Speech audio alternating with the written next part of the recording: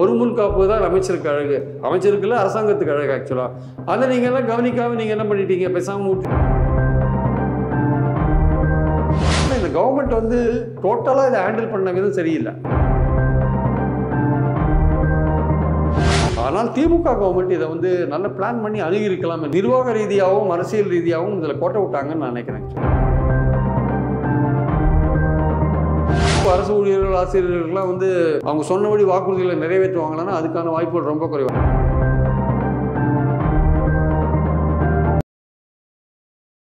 OS Tamil பார்வையாளர்களுக்கு வணக்கம். இன்றைய சந்திப்பில் நம்முடன் அரசியல் விமர்சகர், மூத்த பத்திரிகையாளர் திரு பிரியன் அவர்கள். வணக்கம் சார். வணக்கம் சார். அடுத்து ஆட்சிக்கு வரப்போகிறதும் திமுக தான் அப்படிங்கிற பேச்சு வந்து பரவலாக இருக்குது. அதற்கான சாத்தியக்கூறுகள் கூட வந்து ஓரளவுக்கு இருக்குது. ஏன்னா எதிரணி வலுவாக இல்லை. அந்த மாதிரியான ஒரு சூழலில் இந்த துப்புரவு தொழிலாளர் பிரச்சனையை வந்து இவங்க கையாண்ட விதம் பற்றி உங்களுடைய கருத்து. ஏன்னா பல்வேறு விமர்சனங்கள் இருக்குது. அவர்கள் அத்தனை நாட்கள் அவர்களை உண்ணாவிரதம் இருக்க வச்சது, அதன் பிறகு வந்து அவர்களை கைது செய்தது, பிறகு அதற்கப்புறம் வந்து முதல்வர் அவர்கள் அதற்கான சொல்யூஷன் சொல்லியிருக்காரு. இது வந்து கடுமையான விமர்சனங்களை கலப்பிருக்கு இல்லையா? அதை பற்றி உங்கள் பார்வை சார். இல்லை, இந்த ஹோல் எபிசோடு பார்த்தீங்கன்னா அந்த 13 நாள் ஸ்ட்ரைக்கில் பார்த்தீங்கன்னா அதுக்கு முன்னாடி பேச்சுவார்த்தைகள், அது ஸ்ட்ரைக்கும் போது நடந்த பேச்சுவார்த்தைகள் இதெல்லாம் பார்க்கும்போது ஒரு நிர்வாக ரீதியாகவும் சரி, ஒரு அரசியல் ரீதியாகவும் சரி, இந்த ஸ்ட்ரைக்கை வந்து சரியாக ஹேண்டில் பண்ணலை. திமுக கவர்மெண்ட் வந்து சரியாக ஹேண்டில் பண்ணலை. ஒரு பக்கம் வந்து சீஃப் மினிஸ்டர் வந்து பல்வேறு ஸ்கீம்ஸ்லாம் இன்ட்ரடியூஸ் பண்ணி ஓரளவுக்கு கவர்மெண்ட்டுக்கு இருக்கிற அந்த எதிர்மறையான எண்ணங்களை வந்து மாற்றத்துக்கான ஒரு முயற்சியில் இறங்கியிருக்காரு. தாய்மானவர் போன ஸ்கீம்ஸ்லாம் கொண்டுறது, அது மாதிரி விஷயங்கள்லாம் பண்ணி ஏதோ கொண்டுறாரு. அதுக்கு நேர்மாறாக வந்து இந்த மாதிரி விஷயங்கள் நிறைய விஷயங்கள் நடக்குது. இப்போ காவல் மரணங்கள் நடக்குது, இந்த துப்புரவு தொழிலாளர் ஸ்ட்ரைக் நடக்குது, இந்த மாதிரி பல விஷயங்கள் இங்கே நடந்து இருக்கிறத நம்ம பார்க்குறோம். நம்ம ஸோ எல்லாத்துக்குமே வந்து நம்ம வந்து கவர்மெண்ட்டை வந்து குறை சொல்கிற ஒரு விஷயத்தில் தான் நம்ம இருக்கோம். ஆனால் எதிர்கட்சிகள் தேர்தலை நோக்கி போகும்போது கவர்மெண்ட்டை நோக்கி தான் எல்லாத்தையும் விமர்சனங்களை கடுமையாக வைப்பாங்க.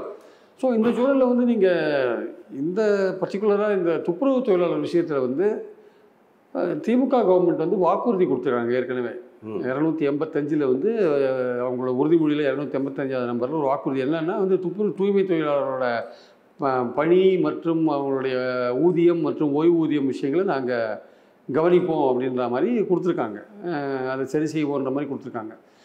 இப்போ வந்து சென்னை மாநகராட்சியில் வந்து தூய்மை பணியை வந்து தனியார் கொடுக்கறது ஒன்றும் புதிய விஷயம் கிடையாது. ஏற்கனவே 10-11 மண்டலத்தில் கொடுத்துருக்காங்க. 2020 கொடுத்துருக்காங்க. அதுக்கு முன்னாடி சுய உதவி குழுக்கள்லாம் செஞ்சுருந்தாங்க. அதுக்கிட்டேருந்து வாங்கி தனியார் கொடுத்தாங்க. ராம்கேன்னு ஒரு கம்பெனி, சுமித்னு ஒரு கம்பெனி, அர்பேசர்னு ஒரு கம்பெனிலாம் செய்கிறாங்க.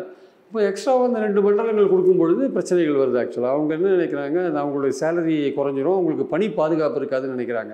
ஆனால் இப்போ ஏற்கனவே 10 மண்டலத்தில் வந்து செஞ்சிட்ருக்காங்க. ஆயிரக்கணக்கான ஊழியர்கள், தூய்மை பணியாளர்கள் செஞ்சிட்ருக்காங்க.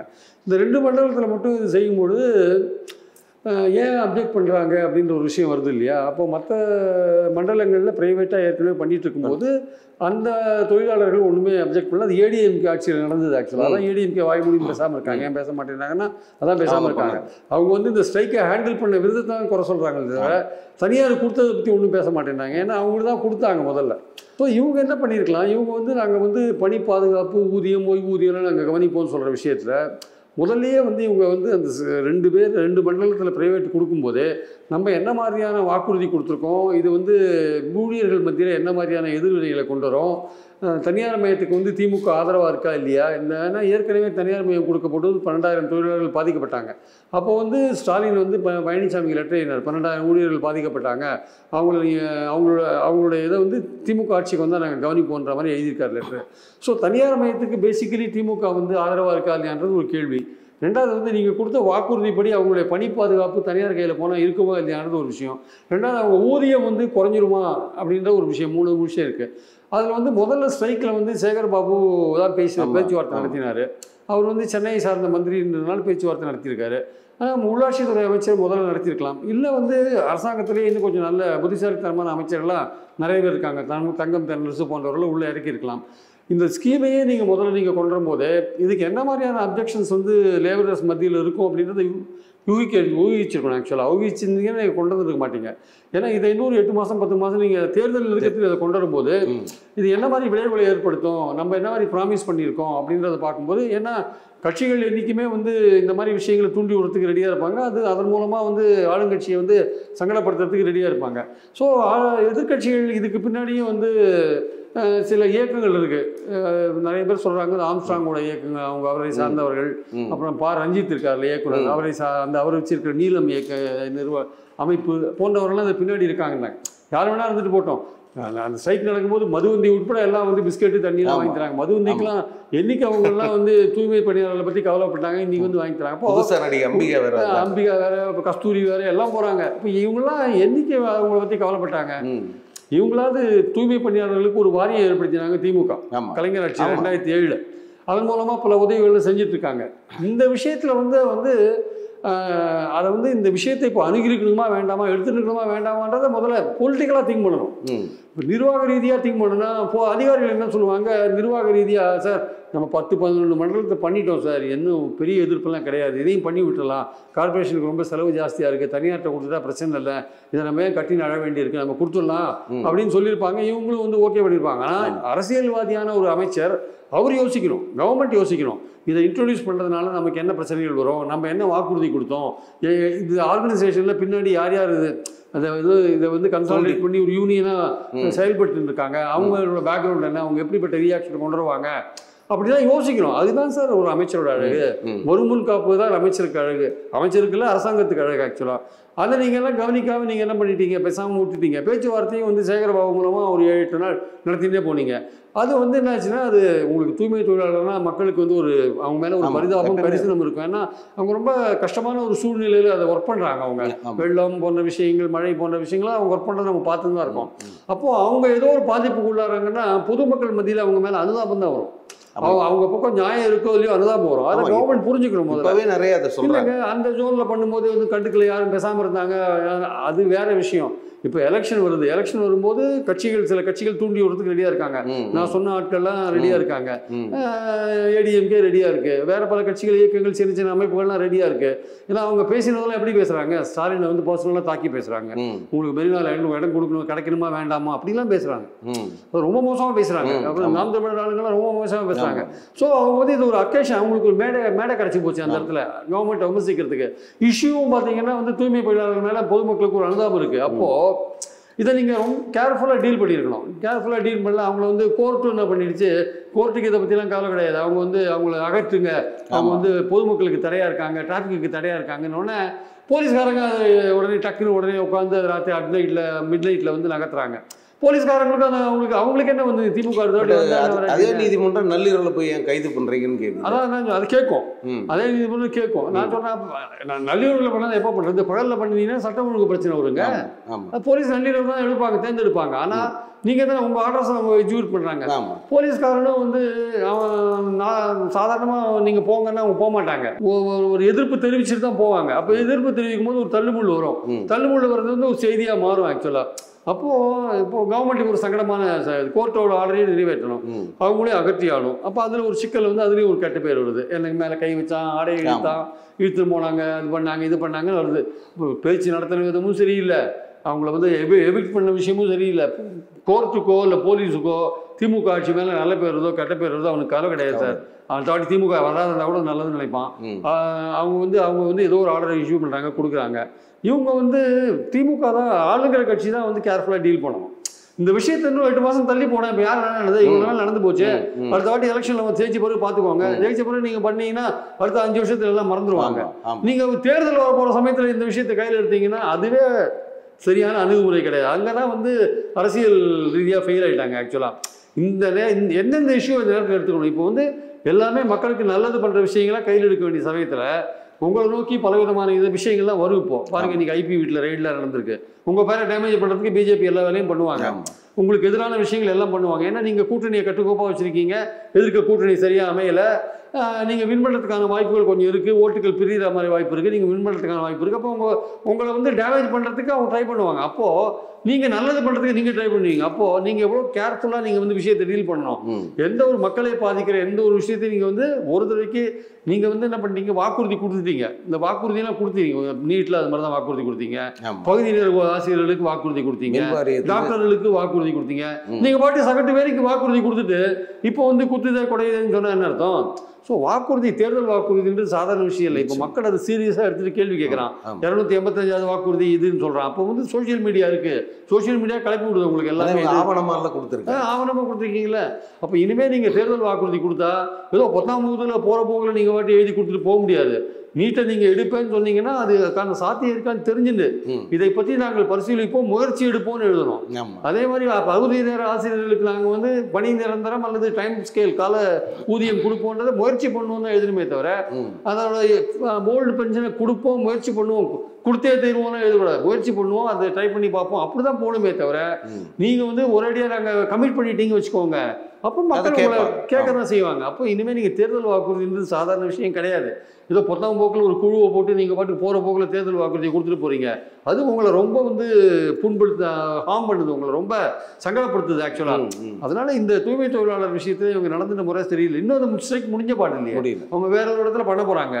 அவங்க இன்னும் அக்கம் பக்கத்தில் வேற பல ஜோனில் வந்து அவங்களுக்கு ஆதரவாக பண்ணாலும் பண்ணலாம், சொல்ல முடியாது. இல்லை, ஏற்கனவே பல மண்டலங்களில் தனியார் மயம் ஆக்கியிருக்காங்கன்னு தெரிஞ்சும் கூட வந்து அவங்க திட்டமிட்டு இந்த அந்த உண்ணாவிரத்தை நடத்துறாங்களா, தூண்டுதல் பண்றாங்க. அவங்க உங்களுக்கு வந்து ஊதியமும் குறையாது, நாங்கள் பார்த்துக்கிறோம், உங்கள் பணி நிரந்தரத்தை நாங்கள் பார்த்துக்கிறோம்னு பேச்சுவார்த்தையில் சொன்னால் கூட அவங்க அதை பற்றி திருப்தி அடையாமல் வந்து அவங்க வந்து தொடர்ந்து ஸ்ட்ரைக்கை கண்டினியூ பண்ணுறாங்க. அந்த ஸ்ட்ரைக்கை கண்டினியூ பண்ணும்போது அரசாங்கத்துக்கு எதிராக இருக்கிற சக்திகள் அங்கே வந்து ஒன்று சேரதை நம்ம பார்க்குறோம் நம்ம. ஸோ நான் என்ன சொல்கிறேன், இந்த மாதிரி பிரச்சனைகள் வரும். நீங்கள் அரசாங்கன்றது வந்து இந்த மாதிரி விஷயங்களை தொழிலாளர்கள் மத்தியில் எதிர்ப்பு வரும்னு சொல்கிற ஒரு விஷயத்த அமல்படுத்தும் போது நீங்கள் ரொம்ப ஜாக்கிரதையாகவும் கேர்ஃபுல்லாகவும் அமல்படுத்தணும். நீங்கள் அதை வந்து உங்களுக்கு இன்டெலிஜென்ஸ் போலீஸ்லாம் எதுக்கு இருக்குது, அவங்களாம் வந்து அதை சென்ட் பண்ணி அதை வந்து பார்த்து அது என்ன மாதிரியான ஃபீலிங்ஸில் அவங்க இருக்காங்கன்னு தெரிஞ்சுட்டு தான் அதெல்லாம் அமல்படுத்தணும். உங்கள் வாக்குறுதிகளை நீங்கள் யோசிச்சு பார்க்கணும். ரெண்டாவது வந்து நீங்கள் இந்த நேரத்தில் இது பண்ணணுமான்னு யோசிச்சு பார்க்கணும். ரெண்டாவது அப்படியே சைக்கு வந்தால் கூட பேச்சுவார்த்தைகளை எப்படி டீல் பண்ணுறது, அதை இன்டெலிஜென்ட்டாக எப்படி டீல் பண்ணுறது, எப்படி அது 2வது நாள் 2வது நாள் 3வது நாளே அதை வந்து நீங்கள் சரி பண்ணியிருக்கணும். 13 நாள் நீடிக்க விட்டுக்கூடாது. ஆனால் கடைசியில் வேறு வழி இல்லை, இது ரொம்ப டேமேஜ் ரொம்ப அதிகமான உடனே பிரைம் மினிஸ்டர் சீஃப் மினிஸ்டர் உள்ளே வந்து கேபினெட்டை கூட்டி 30,000 வீடு கட்டி தரேன், உங்களுக்கு உயர்கல்விக்கு இது பண்ணி தரேன், உங்களோட இன்சூரன்ஸ் இன்க்ரீஸ் பண்ணுறேன்னு பல விதங்களில் சொல்லியிருக்காரு. அது வந்து ஒரு டேமேஜ் கண்ட்ரோல் தான் அது ஆக்சுவலாக. அது வந்து ஓரளவுக்கு வந்து பலன் கொடுத்தா கூட அவர் இன்னும் வந்து அந்த பணி நிரந்தரம் சம்பளம் போன்ற விஷயங்கள் இருக்குல்ல, அது இந்த 2 ஜோனில், மற்ற ஜோனில் வந்து அவங்க பிரைவேட்டை ஊற்றுன்னு அங்கே போயிட்டாங்க, செட்டில் ஆகிட்டாங்க. இந்த 2 ஜோனில் இப்போ தகராறு பண்ணுற ஜோனில் வந்து ஒரு 1000 பேர் வந்து வேலை செஞ்சுட்டு இருக்காங்க. இன்னும் மீதி இருக்கிறவங்க செய்வாங்களா, ஆகஸ்ட் 31 டைம் கொடுத்துருக்காங்க, அது எப்படி போகும்னு சொல்ல முடியாது. ஸோ அதனால் இந்த கவர்மெண்ட் வந்து டோட்டலாக இதை ஹேண்டில் பண்ண விதம் சரியில்லை. இதை பற்றி பேசுறதுக்கு அதிமுகவுக்கு தகுதி கிடையாது ஆக்சுவலாக. ஏன்னா அவங்க தான் வந்து முதல்ல இன்ட்ரடியூஸ் பண்ணாங்க, 12,000 பேரை வெளில அனுப்புறதுக்கான வழியை அவங்க தான் பண்ணாங்க ஆக்சுவலாக. அவங்க தான் தனியாரை கொண்டு வந்தது அவங்க தான். அதனால் அவங்க பேசுறதுக்கு தகுதி கிடையாது. ஆனால் திமுக கவர்மெண்ட் இதை வந்து நல்ல பிளான் பண்ணி அணுகியிருக்கலாம் என்பது என் கருத்து. நிர்வாக ரீதியாகவும் அரசியல் ரீதியாகவும் இதில் கோட்டை விட்டாங்கன்னு நான் நினைக்கிறேன். முதல்வர் வந்து இந்த மாதிரி விஷயங்களில் வந்து கவனிக்க தவறிடுறாரா, அல்லது ஒரு பார்வைக்கு கொண்டு வராமல் விட்டுறாங்களா, இல்லை நாங்கள் பார்த்துக்கிறோம் சார், நீங்கள் இதை ஒன்றும் கண்டுக்காதீங்க அப்படிங்கிற மாதிரி ஏதாவது சொல்லிடுறாங்களா, எதனால் வந்து? ஏன்னா இந்த விஷயம் மட்டும் இல்லை, இதுக்கு முன்பும் சில விஷயங்கள் வந்து அந்த கவனக்குறைவுங்கிறது தொடருது. இல்லை, முதல்வர் வந்து அவரை பொறுத்த மட்டும் வந்து ரொம்ப கஷ்டப்பட்டு ஒர்க் பண்ணுறாரு, பல ஊர்களுக்கு ட்ராவல் பண்ணுறாரு, ரோடு ரோக்கோ அந்த ரயில் இது நிறைய திட்டங்கள் அறிமுகப்படுத்துகிறாரு. அதே மாதிரி பார்த்தீங்கன்னா மக்களை சந்திக்கிறாரு, ரோட் ஷோ நடத்துகிறாரு, இந்த மாதிரி பல விஷயங்கள்லாம் பண்ணுறாரு. அந்த மாதிரி பண்ணுற எஃபர்ட்ஸ் எல்லாம் வந்து நல்ல பலன் கொடுக்கணும்னா பார்ட்டி மற்ற அரசாங்கத்தில் இருக்கிற மற்ற துறைகளும் கரெக்டாக ஒர்க் பண்ணணும் ஆக்சுவலாக வந்து. அதனால் இந்த மாதிரி விஷயங்கள்லாம் வந்து அரசாங்கத்துக்கு சங்கடமான விஷயங்கள் இருக்குல்ல, அதெல்லாம் வந்து இப்போது காவல் மரணம் போன்ற விஷயங்கள் இதெல்லாம் வந்து கொஞ்சம் யோசிச்சு ஆக்ஷன் எடுக்கும்போது போலீஸ் ரொம்ப ஜாக்கிரதையாக டீல் பண்ண வேண்டிய அவசியம் இருக்கிறது நம்ம பார்க்குறோம் நம்ம. ஸோ அதனால் வந்து பாயிண்ட் என்னென்னா வந்து முதல்வருக்கு இது தெரியுதோ தெரியலையோ கண்டிப்பாக ஆனால் வந்து அவருக்கு சொல்லாதிருக்க மாட்டாங்க. அவர் டெய்லி பேப்பர்லாம் படிக்க தானே செய்கிறார், என்ன போயிட்டுருக்கு, நீ ஏன் இது இத்தனை போயிட்டுருக்கு, இது என்ன விஷயம், எக்ஸாக்டாக எங்கே ப்ராப்ளம் இருக்குது, சரி யார் பேச்சுவார்த்தை நடத்திட்டு இருக்குது, சரி இல்லையா, அப்போ இவரை விடுங்க, நீங்கள் தங்கம் தண்டனை சரி நீங்கள் போய் பாருங்கள் கொஞ்சம் என்னன்ட்டு அப்படின்னு அனுப்பிச்சு அதை. ஆனால் என்ன இவங்க என்னென்னா பேச்சுவார்த்தைக்கே இவங்க ரெடியாக இல்லை. பேச்சுவார்த்தைக்கு அவன் நேரு 4 மணி நேரம் வெயிட் பண்ணிட்டு இருக்காரு. போயிட்டு என்ன பண்ணுறாங்க, உடனே திரும்பி வெளில போயிடுறாங்க. ஒரு முடிவுக்கு வரதுக்கான பேச்சுவார்த்தையை அவங்க சொல்கிற விஷயத்தையும் இவங்க காது கொடுத்து கேட்க மாட்டேங்கிறாங்க. இவங்க விஷயத்த சொல்லிட்டு இவங்க வெளில வந்துடுறாங்க. ஸோ இவங்களுக்கே ஸ்ட்ரைக்கை முடிக்கக்கூடாதுன்ற ஒரு எண்ணம் இருக்கோ இல்லையும் தெரியாது. அவங்களுடைய கோரிக்கை தனியார்மையாக்கக்கூடாது, சம்பளம் குறையக்கூடாது, பணி நிரந்தரம்ன்றாங்க. இந்த விஷயத்தில் ஒரு பேச்சுவார்த்தை மூலமாக தனியார்ட்டு நீங்கள் கொடுத்த பிறகு தனியார் அவங்க என்ன சர்வீஸ் கண்டிஷன் வச்சுருக்கானோ அதன்படி தான் போக முடியும். தனியாருக்கே கொடுக்கக்கூடாதுன்ற ஒரு பாலிசி டிசிஷனை திமுக எடுக்குதா இல்லையான்றது நமக்கு தெரியாது. ஏன்னா ஏற்கனவே 10-11 மண்டலத்தில் கொடுத்த பிறகு இவங்க தனியாக ஒரு விஷயத்தை எடுக்க முடியாது. அப்படி எடுத்தாங்கன்னா அவங்கெல்லாம் மற்ற 10 மண்டலத்திலையும் போட்டாங்கன்னா அரசாங்கத்துக்கு ஒரு பெரிய கார்பரேஷனுக்கு பெரிய சுமையாயிடும். அது அவங்களால தாக்கு பிடிக்க முடியாது. அதனால அவங்களால கமிட் பண்ண முடியல. நாங்கள் தனியார் மையம் கூடாதுன்னு சொல்ல முடியாதுன்னு. ஏற்கனவே போயின்னு இருக்கிற ஒரு ப்ராசஸை அவங்க கண்டினியூ பண்ணுறாங்க. அப்படி கண்டினியூ பண்ணும்பொழுது 2 மண்டலத்தில் பிரச்சனை வருதுன்னா அதை எப்படி தீர்க்கிறதுன்னு தான் பாயிண்ட். இப்போ மேக்ஸிமம் என்ன பண்ணியிருக்கலாம்னா, இதை பற்றின முடிவை நாங்கள் இன்னும் அப்புறம் ஒரு கமிட்டியை போட்டு ஆராய்ஞ்சு பார்த்து எடுத்துக்கிறோம், இல்லை இதை பற்றி முடிவை தள்ளி போடுறோம் கொஞ்சம் அப்படின்னு சொல்லிட்டு கொஞ்சம் ஆரப்போடலாமே தவிர, இப்போ கான்ட்ராக்ட் வேறு கொடுத்துட்டாங்க. அந்த கான்ட்ராக்டர் வேறு வேலையை ஆரம்பிச்சிட்டாரு. இப்போ இனிமேல் என்ன பண்ண முடியும்னு தெரியாது. இனிமேல் என்னென்னா, இப்போ இருக்கிற ஸ்ட்ரைக் பண்ணுற தொழிலாளர்கள் போய் அந்த தனியார் நிறுவனத்தில் வேலை செய்யணும். அவங்களுக்கான உறுதிமொழியை அவங்க கொடுக்கணும். அது எவ்வளோ தூரம் கொடுக்க போகிறாங்க, இவங்க எவ்வளோ தூரம் போய் வேலை செய்ய போகிறாங்கன்றது ஒரு கேள்விக்குறியான விஷயம். தனியார் நிறுவனமும் அவங்க டெண்டர் எடுத்த அமௌண்ட்டு அல்லது இவங்களுக்கு ஊதியத்தை குறைச்சி கொடுக்கறது போன்ற விஷயங்களை அவங்க மனசில் வச்சுருந்தாங்கன்னா அதெல்லாம் அவங்க மாற்றிக்க வேண்டிய அவசியம் இருக்குது ஆக்சுவலாக. அப்போ அவங்களுக்கு அது கட்டுப்படி ஆகுமா இல்லையான்ற ஒரு கேள்வி அவங்களுக்கு வரும் ஆக்சுவலாக. அதனால் இந்த விஷயத்தில் ரொம்ப சிக்கலான விஷயம்தான். அந்த கான்ட்ராக்ட் கொடுத்த பிறகு நீங்கள் எப்படி அந்த கான்ட்ராக்டை இப்போ கேன்சல் பண்ணுவீங்களா? கேன்சல் பண்ணால் அரசாங்கத்துக்கு நஷ்டம் வரும், அவங்களுக்கு நஷ்டஈடு கொடுக்க வேண்டியிருக்கும், பல விஷயங்கள் அதில் இருக்குது. அதனால் ரொம்ப சிக்கலான விஷயத்தில் கவர்மெண்ட் லேண்ட் ஆகிருக்கு ஆக்சுவலாக. அதான் இது முன்னாடியே யோசிச்சிருக்கணும். இது அமுல்படுத்தவே வேண்டாம்ப்பா, இன்னொரு 8 மாதம் போட்டு பார்த்துக்கலாம் அப்படின்னு விட்டுருந்தாங்கன்னா ஒரு பிரச்சனை வந்திருக்காது. இப்போ தேன்கூட்டில் கை வச்ச மாதிரி ஆயிடுச்சு நிலைமை. இப்போ ரொம்ப ஜாக்கிரதையாக புடவை முள்ளில் மாட்டின்னு இருக்கு. அதை ஜாக்கிரதையாக நீங்கள் எடுக்கணும், இல்லாட்டி புடவை கிழிஞ்சு போயிடும். இப்போ அதாவது இந்த ஒரு விஷயத்தினால ஏதோ ஒட்டுமொத்த திமுக கவர்மெண்ட்டும் கெட்ட பேரை வாங்கிட்டாங்கன்னா மக்கள் பார்வையில் அந்த சானிட்டரி ஒர்க்கர்ஸ் கொஞ்சம் அவங்க செய்கிற வேலை காரணமாக அவங்க மேலே ஒரு பரிதாபம் மக்களுக்கு இருக்குது. அவங்க விஷயத்தை அவங்க சரியாக ஹேண்டில் பண்ணியிருக்கலாம். குறிப்பாக இந்த அவங்கள ரிமூவ் பண்ணி வேறு இடத்துக்கு மாற்றுறது, கைது பண்ணுறது போன்ற விஷயங்கள்லாம் இருக்கு இல்லையா, அதெல்லாம் இன்னும் கொஞ்சம் டிப்ளமேட்டிக்காக டீல் பண்ணலாமோன்ற ஒரு எண்ணம் தான் மக்களுக்கு வரும். அது திமுக கவர்மெண்ட்னா இப்படி நடந்து போச்சேன்னு அது என்ன, திமுக கவர்மெண்ட் ஜெயலலிதா ஆட்சியில் ஆசிரியர்கள், அரசு ஊழியர்கள்லாம் எப்படி அரெஸ்ட் பண்ணாங்க பார்த்தாங்க, அதெல்லாம் கண்டிச்சவங்க தான் அவங்க. அப்படி இருக்கும்போது இவங்களே இப்படி பண்ணுறாங்க. இவங்க போலீஸ்க்கு இதெல்லாம் கிடையவே கிடையாது சார். அவங்க ஆட்சியில் இருக்கிறவங்க யாருமே கவலைப்பட மாட்டாங்க. அவங்க பாட்டு அவங்க வேலையை செய்வாங்க. அவங்க அப்படிதான் இருப்பாங்க. இவங்க தான் ஆட்சியாளர்கள் தான் நைஸாக டீல் பண்ணணும். இப்போ ரொம்ப பார்த்துக்கோ, ரொம்ப இது பண்ணாத, கோர்ட்டு சொல்லியிருக்கோம், கோர்ட்டில் நம்ம சொல்லிக்கலாம், நீ ரொம்ப டீல் பண்ணுற, ரொம்ப அடக்குமுறையை கையாளாதீங்க ரொம்ப அப்படிலாம் சொல்லணும் ஆக்சுவலாக.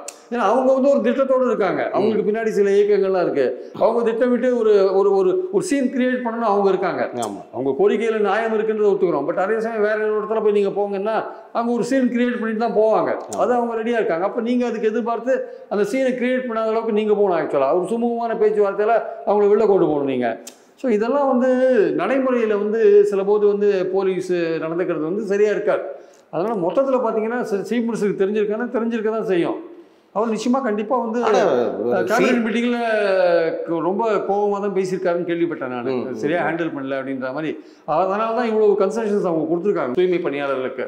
அவருக்கு கொஞ்சம் வருத்தம் இருக்குது, இவங்க சரியாக ஹேண்டில் பண்ணல இந்த மந்திரிகள்ன்றதுல வருத்தம் இருக்குது. ஆனால் கைமீறி போயிடுது அந்த விஷயம். இனிமேல் அது எப்படி அது தானாக அடங்க போகிறதா, இல்லை இப்போ இவர் கொடுத்துருக்கிற அந்த சலுகை காரணமாக கொஞ்சம் அது தானாக அடங்கிடுமா, இல்லை இன்னும் கொஞ்சம் அது பெருசாக மாற்றதை பொறுத்திருந்து பார்க்கணும். பட் ஆனால் இதை ஊதி விடுறதுக்கு ஆட்கள் ரெடியாக இருக்காங்க. சில முதல்வர் போலீஸ் டிபார்ட்மெண்ட்டுக்கு அவர் ஏற்கனவே அறிவுரை சொல்லியிருக்காரு, மக்களிடம் கனிவாக நடந்துக்கங்க, வர்ற கம்ப்ளைண்ட் கொடுக்க வர்றவங்ககிட்ட நல்லபடியாக அவங்கள நடத்துங்க, மரியாதை குறைவாக நடத்தாதீங்கன்னு அவ்வளோ தூரம் திரும்ப திரும்ப சொல்லியிருக்காரு. ஆனால் தொடர்ச்சியாக அவங்க இந்த தவறுகளை செஞ்சுக்கிட்டே இருக்காங்க. அதுலேயும் இந்த திருபுவனம் கேஸ் சிபிஐ உள்ளே வந்த பிறகு நடக்கிற விஷயங்கள்லாம் பார்க்கும்போது நடக்காத ஒரு விஷயத்துக்கே இவ்வளோ பெரிய கொலையை பண்ணியிருக்காங்களே அப்படிங்கிற ஒரு பார்வை வந்துச்சு மக்களுக்கு. இந்த போலீஸ் அவங்கள எப்படி சரி பண்ண முடியும் சார்? போலீஸை சரி பண்ணுறதுன்றது அவங்களுக்குன்னு தனியாக பயிற்சிகள்லாம் கொடுக்கணும். இந்த மாதிரியான பயிற்சிகள்லாம், அதாவது வெறும் போலீஸ் ட்ரைனிங் மட்டும் போகாது. அவங்களுக்கு உளவியல் ரீதியான பயிற்சிகள் நிறையா தேவை ஆக்சுவலாக. உளவியல் ரீதியான ஒரு க்ரௌடு மேனேஜ்மெண்ட் எப்படி பண்ணுறது, ஒரு ஒரு கொந்தளிப்பான சுச்சுவேஷனில் எப்படி மாற்றுறது, மக்களை வந்து அமைதிப்படுத்துறது எப்படி, இதெல்லாம் வந்து அவங்களுக்கான பயிற்சிகள் தேவை. நீங்கள் வந்து பப்ளிக்கிட்ட வந்து ரொம்ப கோபமெல்லாம் நீங்கள் ஹேண்டில் பண்ண முடியாது. அவங்க வந்து ஒரு போராட்டத்தில் இருக்கிறவங்க கொந்தளிப்பாக தான் இருப்பாங்க ஆக்சுவலாக.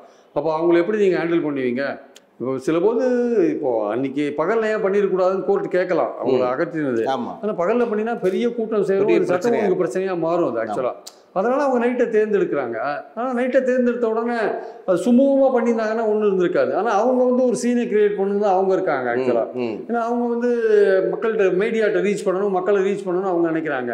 இந்த கவர்மெண்ட் வந்து அப்போது போலீஸ்க்கு வந்து ஒரு அடக்குமுறை தான் பண்ண வேண்டிய, கம்பல் பண்ணி அவங்களை வெளியேற்றும் போது ஒரு தள்ளுமுள்ளு வரதான் செய்யுது ஆக்சுவலாக வந்து. ஸோ அதனால் இந்த பாயிண்டில் வரும்போது போலீஸை பொறுத்த மட்டும் அவங்க வந்து அவங்களுடைய பணிச்சுமை ரொம்ப அதிகமாக இருக்குது. அவங்களுடைய ஒர்க் ப்ரெஷர்னால வந்து அவங்க வந்து எதையுமே பொறுமையாக டீல் பண்ணுற இடத்துல அவங்க இல்லை. அதனால் வந்து இப்போது எதுக்கு வந்து இப்போ சாத்தான்குளத்துலையும் நடந்தது, இப்போ திருபுவனத்துலையும் நடந்தது, இன்வெஸ்டிகேஷன் இருக்குல்ல, அந்த இன்வெஸ்டிகேஷன் முறையே மாறணும் ஆக்சுவலாக. இப்போல்லாம் வந்து இன்வெஸ்டிகேஷனில் வேறு பல முறைகள்லாம் வந்துருச்சு, நல்ல சயின்டிஃபிக்கான முறைகள்லாம் இருக்குது. இப்போ செல்ஃபோனை வச்சுட்டே வந்து உங்களை ட்ராக் பண்ணிடுறாங்க, யார் என்ன ஏதுன்ட்டு பல விஷயங்கள் இருக்குது. அடித்து தான் ஒருத்தன்ட்ட வந்து உண்மையை இது பண்ணணும், அவனை கொலை சாகிற வரையும் அடிக்கணுன்ற மாதிரிலாம் அவசியம் எதுவும் இல்லை. நீங்கள் வந்து அவனை வந்து அமைதியாகவே வந்து அவனை வந்து என்கொயரி பண்ணி அவன்கிட்ட வந்து நீங்கள் வாங்கிறதுக்கான வழிகள்லாம் நிறையா, உண்மையை வாங்கிறதுக்கான வழிகள்லாம் நிறையா இருக்குது. ஸோ அதனால் அந்த இன்வெஸ்டிகேஷன்லேயே வந்து பல சேஞ்சஸ்லாம் வர வேண்டியிருக்கு ஆக்சுவலாக. அதே மாதிரி போலீஸும் வந்து அவனுக்கு உளவியல் ரீதியாக பலவிதமான பயிற்சிகள் கொடுக்க வேண்டிய அவசியம் இருக்குது. அவங்க எதிர்க்க நிற்கிறவங்க வந்து நீங்கள் வந்து எடுத்த உடனே அவன் குற்றம் செய்தவன்னு பார்க்கக்கூடாது, சந்தேகத்தில் இருக்கான்னு தான் பார்க்கணுமே தவிர அவன் வந்து குற்றம் அவன் தான் செய்திருக்கான். கொலை செஞ்சுட்டு ஒத்துண்டு வரவன் வேறு விஷயம். இப்போ பொதுவாகவே வந்து சந்தேகத்தில் தான் போலீஸ் நிறைய பேர் பிடிச்சின்னு போவாங்க. அப்புறம் அதுக்கப்புறம் தான் வந்து அவங்க எஃப்ஐஆர் போட்டு ப்ரொசீட் பண்ணுவாங்க. அப்போ நீங்கள் எதிர்க்க நிற்கிறவங்களை வந்து எப்படி டீல் பண்ணணுன்ற ஒரு விஷயம் இருக்குல்ல. அதனால் இப்போ அந்த பணியில் வந்து ஈடுபடுற போலீஸ்காரர்கள் அவர்கள் வந்து அவங்களுக்கே கவுன்சிலிங் தேவை நிறைய ஆக்சுவலாக. வந்து அவங்களுக்கே நிறைய கவுன்சிலிங் தேவை. எப்படி வந்து ஒரு விஷயம் பெண்களை வந்து எப்படி என்கொயர் பண்ணணும், பெண்களை வந்து நீங்கள் வந்து எப்பப்போலாம் என்கொயர் பண்ணணும், அதே மாதிரி வந்து பெண்களை வந்து சிறையில் அடைக்கும்போது என்னென்ன கண்டிஷன்ஸ்லாம் இருக்குது, அது மாதிரி நிறைய கண்டிஷன்ஸ்லாம் இருக்குது. அதெல்லாம் சுப்ரீம் கோர்ட்டோட டைரக்ஷன்ஸ் பலது இருக்குது. ஒருத்தர் அரெஸ்ட் பண்ணுறதுக்கு முன்னாடி, ஒருத்தரை எஃப்ஐஆர் போடுறதுக்கு முன்னாடி பல விஷயங்கள் அதில் டைரக்ஷன்ஸ்லாம் பலது இருக்குது. அதெல்லாம் கடைபிடிச்சாலே போகும் ஆக்சுவலாக. ஆனால் போலீஸுக்கு வந்து அவங்களுக்கு இருக்கிற அந்த ஒர்க் ப்ரெஷர் காரணமாகவும் அவங்களுக்கு ஒரு பொறுமையின்மை அல்லது வந்து ஒரு பதட்டத்திலே எப்போதுமே இருக்கிறதுனால அவங்களுக்கு வந்து மேலிடத்துலேருந்து ஒரு ப்ரெஷர் காரணமாக அந்த கேஸ் சீக்கிரம் முடியுங்க, இந்த கேஸை சீக்கிரம் முடிங்கன்னொன்னே அவங்களுக்கு என்ன பண்ணுறாங்க, இப்போ திரும்பவும் கேஸ்லேயே மேலேருந்து ஏதோ ப்ரெஷர் வந்து தானே அவங்க போட்டு அடிச்சிருக்காங்க அவனை. ஸோ அதனால் அந்த மாதிரிலாம் இருக்கும்பொழுது இப்போ மேலே இருக்கிற அதிகாரி தப்பிச்சிடுவார். ஆனால் இங்கே கீழே இருக்கிற இப்போ மாட்டின்ட்டான், 6 போலீஸ்காரன் தானே மாட்டின்ட்டான். இப்போ அவனோட லைஃப் என்ன இருக்குது ஆக்சுவலாக. ஸோ அதனால் வந்து கீழே அடிமட்டத்தில் போலீஸ்காரன் இப்போது ரோட்டில் ஒரு போலீஸ்காரன் இருக்கான், ஒரு டிராஃபிக் வயலேஷன் ஆச்சுன்னா அவன் எப்படி டீல் பண்ணுறான், மோசமாக டீல் பண்ணுறாங்கல்ல. அது வந்து தப்பு இல்லை. அவனை நீங்கள் வந்து சார்ஜ் ஷீட் அவனை வந்து நீங்கள் கேஸை புக் பண்ணி அவனை வண்டியை விடுறதோ வண்டி எடுக்கிறதோ ஏதோ ஒன்று பண்ணலாம். ஆனால் நீங்கள் வந்து அது வேறு மாதிரிலாம் போகுது, அது கிட்டத்தட்ட ஒரு மோதல் லெவல்லலாம் போக பார்க்குறோம் நம்ம. ஸோ அதனால் போலீஸ் வந்து அவன் தான் பொதுமக்கள் அரசாங்கத்தோட ஃபேஸாக வந்து போலீஸ் தான் இருக்கான் ஆக்சுவலாக. அப்போ அவன் வந்து எப்படி மக்கள்கிட்ட நடந்துக்கிறானோ அதை பொறுத்து தான் அந்த அரசாங்கத்தோட பேர் இருக்குது, நல்ல பேரோ கெட்ட பேரோ இருக்குது. அப்போ அதில் வந்து அப்போ போலீஸ்காரனுடைய பணி வந்து போலீஸ்காரங்களோ இல்லை ரெவென்யூ ஊழியர்களோ இல்லை பொதுமக்களோட டச் இருக்கிற எந்த டிபார்ட்மெண்ட்டுமே தான் அரசாங்கத்தோட முகமாக இருக்காங்க. அவங்க வந்து மக்கள்கிட்ட பழகும்போது அது வந்து ரொம்ப ரொம்ப ரொம்ப கேர்ஃபுல்லாகவும் ரொம்ப ரொம்ப அவங்களுடைய கோரிக்கைகளை வந்து காது கொடுத்து கேட்குற அளவுக்கும், அதே சமயம் வந்து எந்த விதத்துலேயும் வந்து சட்டத்தை மீறாத அளவுலையும் சட்டவிரோதமாக செயல்படாத வகையிலையும் ஒரு விஷயத்தை அணுக வேண்டியிருக்கு ஆக்சுவலாக. அது வந்து போலீஸ்க்கு மட்டுமில்லை, எல்லா துறைகளுக்கும் அப்ளை ஆகும், மக்களோட தொடர்புடைய எல்லா துறைகளுக்கும் அப்ளை ஆகும். ஸோ இந்த மாதிரியான இந்த சானிடரி ஒர்க்கர்ஸு, இந்த திருபுவனம் போன்ற விஷயங்கள்லாம் வந்து நிச்சயமாக வந்து இவங்களுக்கு வந்து கவர்மெண்ட்டுக்கு வந்து ஒரு கெட்ட பேரை வாங்கி கொடுத்துக்கின்றது தான் உண்மை, அது சந்தேகம் கிடையாது. பல ஆண்டுகளுக்கு முன்பே வந்து கலைஞர் வந்து சொல்லியிருப்பார், காவல்துறையினுடைய ஈரல் முக்கால்வாசி வந்து அழுகிடுச்சுன்னு சொல்லியிருப்பார். அப்போ அவர் சொல்லி இத்தனை ஆண்டுகளான பிறகு கூட வந்து அதை சரி பண்ணாமே இருக்காங்களே, சரி பண்ணவே முடியாது சார். அது அப்படி தான் இருக்கும் ஒரு பகுதி வந்து. ஏன்னா அவங்க வந்து தெருவில் இருக்கிற போலீஸ்காரன்னு நினைக்கிறான், அவன் ஒட்டுமொத்த அதிகாரமும் என் கையில் தான் இருக்குன்னு நினைக்கிறான். இந்த சட்டம் அதெல்லாம் பின்னாடி தான், நான் தான் இங்கே மாஸ்டர், நான் சொல்கிறதான் ரூல் அப்படின்னு அவன் அப்படி இருக்கான். அவனுக்கு மேலே மேலதிகாரி இருக்கான், அவனுக்கு மேலே ஒரு சட்டம் இருக்குது, அதுக்கு மேலே ஒரு கோர்ட் இருக்குது, இவ்வளோ விஷயங்கள் இருக்குது. அதுக்கு அரசாங்கம் இதெல்லாம் பார்த்துட்டு அவன் என்ன நினைக்கிறான், ஒரு கான்ஸ்டபிளோ ஒரு இன்ஸ்பெக்டரோ ரோட்டில் இருக்கிறவன் நான் நினச்சா எது வேணால் பண்ணுவேன்ற லெவலில் அவன் இருக்கான். என்னை மீறி எதுவும் நடக்காது, நான் தான் அப்படின்னு இருக்கான். அந்த மென்டாலிட்டி முதல்ல மாறணும். நீங்களும் ஒரு சட்டத்துக்கு உட்பட்டு தான் நீங்கள் வேலை செய்கிறீங்க. நீங்கள் அவன் ஏதோ ஒரு குற்றத்தை பண்ணிட்டு வந்திருக்கான் அவன். அப்போ அவனை நீங்கள் எப்படின்னா சட்டத்துக்கு உட்பட்டு தான் அவனை விசாரிக்கணும். இதெல்லாம் நடைமுறையில் சாத்தியமாகாது அப்படின்லாம் சொல்லுவாங்க ஆக்சுவலாக. பட் ஆனால் வந்து வேறு வழி கிடையாது. இப்போ திருப்பூர் மாதிரி விஷயங்கள் வரும்போது கவர்மெண்ட் தானே கெட்ட பேர் வாங்குது ஆக்சுவலாக. அதனால் இந்த விஷயத்தில் வந்து போலீஸ்காரர்களுடைய கண்ணோட்டம் மாறணும். முதல்ல எப்படி குற்றவாளிகளை அணுகணும், எப்படி விசாரணையை எப்படி அணுகணும், இதெல்லாம் வந்து கம்ப்ளீட்டாக மாறணும். அது மாறினா தான் வந்து இந்த இந்த மாதிரியான திருபுவனம் போன்ற விஷயங்கள்லாம் நடக்காது இருக்கும் ஆக்சுவலாக. இப்போ இவங்க 500க்கும் மேற்பட்ட வாக்குறுதிகள் கொடுத்தாங்க சார் போன தேர்தலுக்கு. அதில் பெருமளவு நிறைவேற்றிட்டோம் அப்படின்னு சொல்கிறாங்க. ஆனால் முக்கியமான வாக்குறுதிகள் சில வந்து நிறைவேற்றப்படாமலே இருக்குது. அது அவங்களுக்கும் தெரியும். இப்போ எதிர்க்கட்சிகள் வந்து அதைத்தான் பெரிய அளவுக்கு வந்து கையில் எடுக்க போகிறாங்க. இவங்க எது வந்து தங்களுடைய ஆயுதம் நினைக்கிறாங்களோ அந்த ஆயுதத்தை வச்சே தான் வந்து இவங்களை தாக்க போகிறாங்க அவங்க. இப்போ இந்த நிறைவேற்றப்படாத வாக்குறுதிகள் முக்கியமாக வந்து மின் வாரியத்தில், அதே போல் இந்த ஓய்வூதியதாரர்களுக்கு இந்த வாக்குறுதிகள் எல்லாம் வந்து இனி நிறைவேற்ற வாய்ப்பு இருக்கா சார்? ரொம்ப ரொம்ப கஷ்டம். ஓல்டு பென்ஷன்லாம் கொண்டுறது ரொம்ப கஷ்டம். அதுக்கு ஒரு கமிட்டி போட்டிருக்காங்க. அதே மாதிரி மாதம் ஒரு மின் கட்டணம்லாம் இப்போ இருக்கிற மின்சார போர்டு இப்போ இருக்கிற லெவலில் அதை இன்ட்ரடியூஸ் பண்ணுறது ரொம்ப கஷ்டம். ஏன்னா 2 மாதம்னா மின்சார வாரியத்துக்கு அதிக வருமானம். ஏன்னா நீங்கள் அந்த சீலிங்க்கு மேலே 500 யூனிட்டுக்கு மேலே போயிட்டீங்கன்னா கட்டணம் ரொம்ப உயருது. அதனால் அவங்களுக்கு வருமானம் கூடுது. நீங்கள் மாதம் ஒரு மின் கட்டணம்னா நிறைய பேர் 500 யூனிட் கீழே இருப்பாங்க. கட்டணம் உங்களுக்கு குறைவாக வரும், அவங்களுக்கு வருமானம் கம்மியாயிடும். அதெல்லாம் அவங்க பண்ணுறது ரொம்ப கஷ்டம். அதே மாதிரி பகுதி நேர ஆசிரியர்களுக்கு வேலை கொடுக்கறது, கால நிர்ணயம், கால ஊதியம் கொடுக்கறது, அதெல்லாம் இப்போ அவங்க எடுப்பாங்களான்னு 12,000 பேர் கொடுப்பாங்களான்னு டவுட்டாக இருக்குது ஆக்சுவலாக. அதனால் இவங்களுடைய வாக்குறுதி, பழைய பென்ஷன் வாக்குறுதி ஆகட்டும், இல்லை மாதம் ஒரு மின் கட்டணம் போன்ற வாக்குறுதி ஆகட்டும், ஆசிரியர்களுக்கு கொடுத்த வாக்குறுதி ஆகட்டும், அரசு ஊழியர்களுக்கு கொடுத்த வாக்குறுதி ஆகட்டும், இல்லை டாக்டர்களுக்கு கொடுத்த வாக்குறுதி ஆகட்டும், அதெல்லாம் நிறைவேற்றுறது வந்து இனிமேல் எல்லாமே ஃபினான்ஷியல் இம்ப்ளிகேஷன் இருக்கிறதுனால ரொம்ப கஷ்டம். இவங்க இனிமேல் வந்து நலத்திட்டங்கள், இப்போ உரிமை தொகை இன்னொரு 15 லட்சம் 20 லட்சம் பேருக்கு அதிகமாக கொடுப்பாங்க.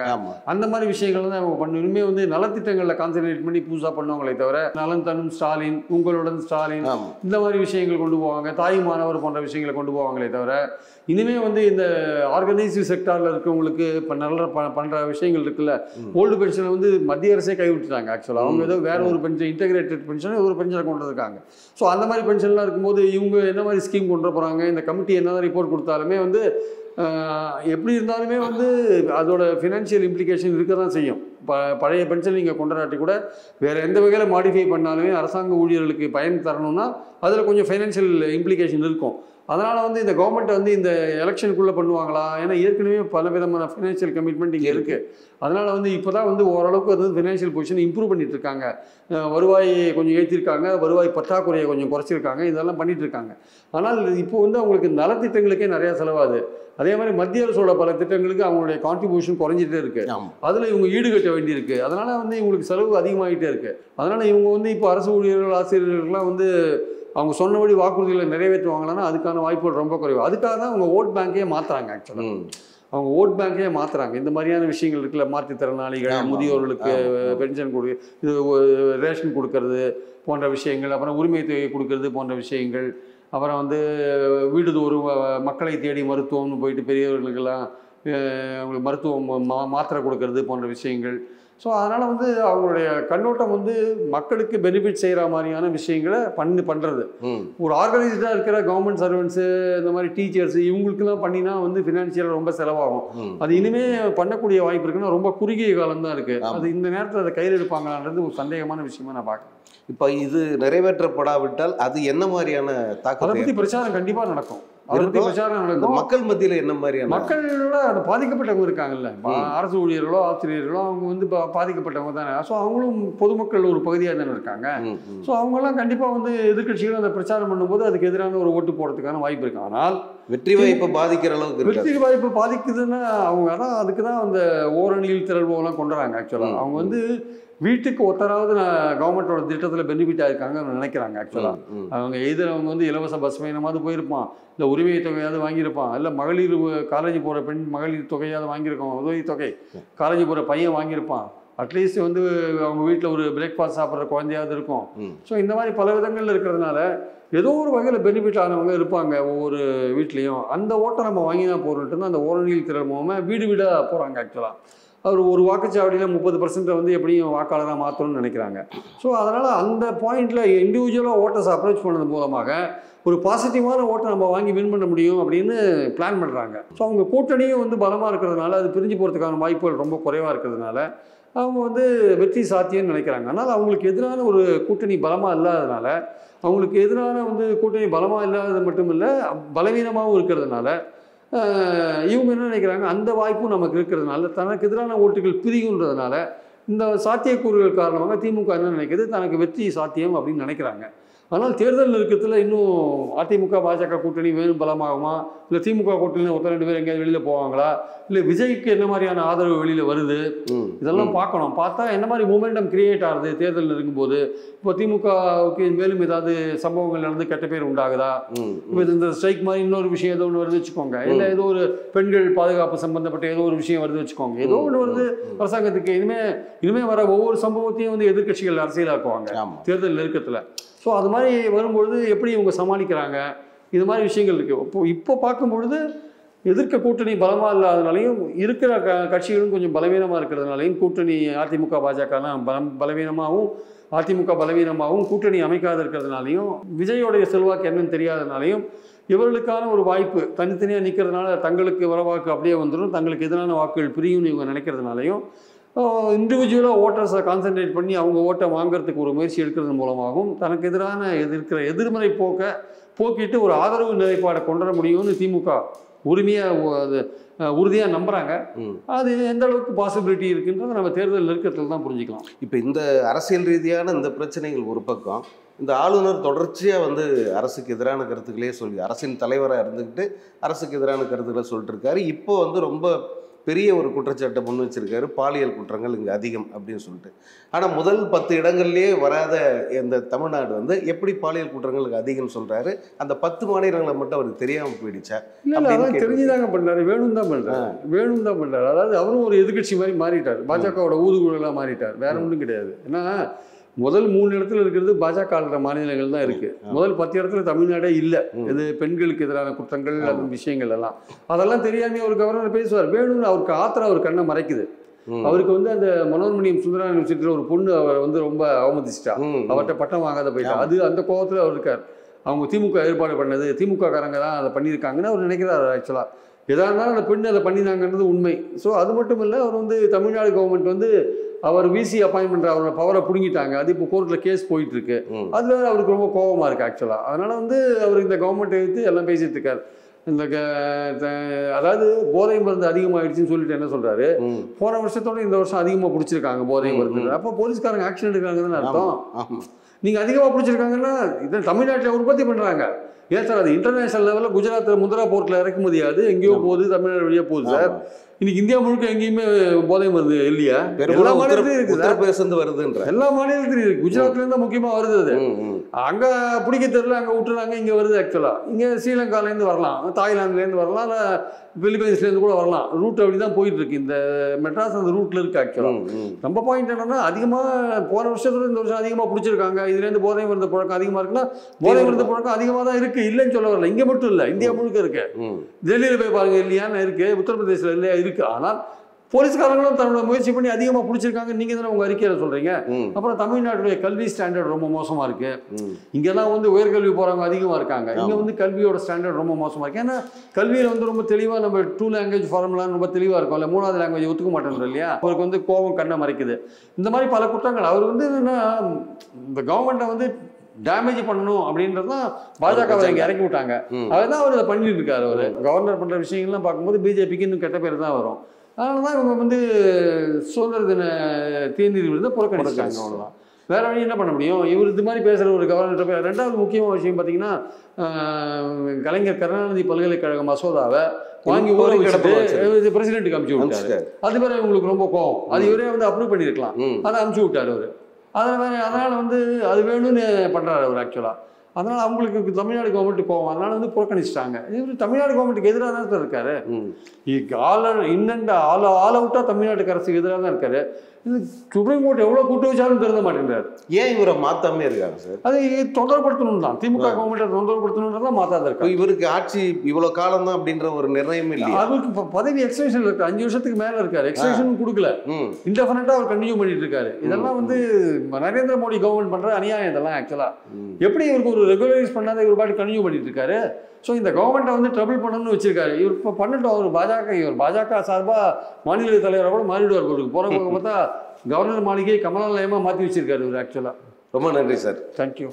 இந்த வீடியோ உங்களுக்கு பிடிச்சிருந்தா லைக் பண்ணுங்க, ஷேர் பண்ணுங்க, கமெண்ட் பண்ணுங்க. மறக்காம OH தமிழ் சேனலுக்கு சப்ஸ்கிரைப் பண்ணுங்க.